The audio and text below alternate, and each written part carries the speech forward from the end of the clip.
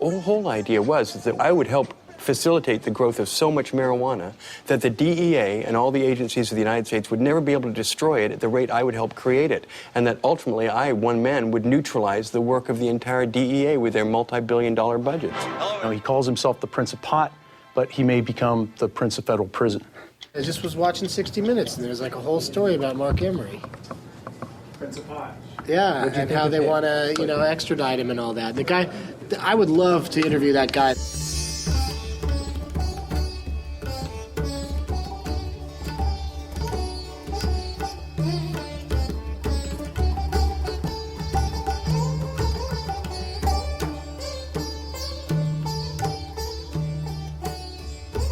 See, because I have this idea that none of this is any good unless you have to face temptation. I'm just saying there's no virtue without temptation. So I just make sure a really fine, beefy bud. Smell it. That's one thing that's kind of nice. Well, you see, even that's giving into a little bit of it right there, eh? So I'm corrupting you just by being in the proximity.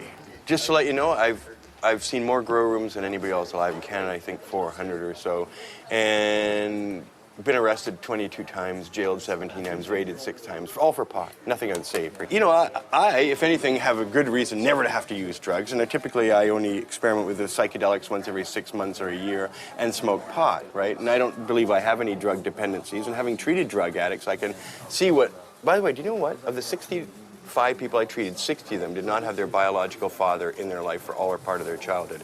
And that, I found, was the most key fundamental component of every single drug addict almost, is that their biological father was not there for a lot of their prepubescent life. I found that pot made me more patient, made me a more creative lover and a creative writer. But if you smoke pot, you get more expansive. Explanations get longer. We paid for the Supreme Court challenge in Canada. They got the Supreme Court to try and make pot legal. We lost 6-3, right? Everybody wants to fuck. As soon as you discover it's... Let me drink your thing. Don't worry, my cold sores aren't contagious. The thing about pot... But I remember, for example, when I shot a puck through a window, I found that it was a lot easier to raise kids after a joint. A lot of people live in inner cities. You know, we should enrich our community with more money, more weed, more everything, right? Are you in the...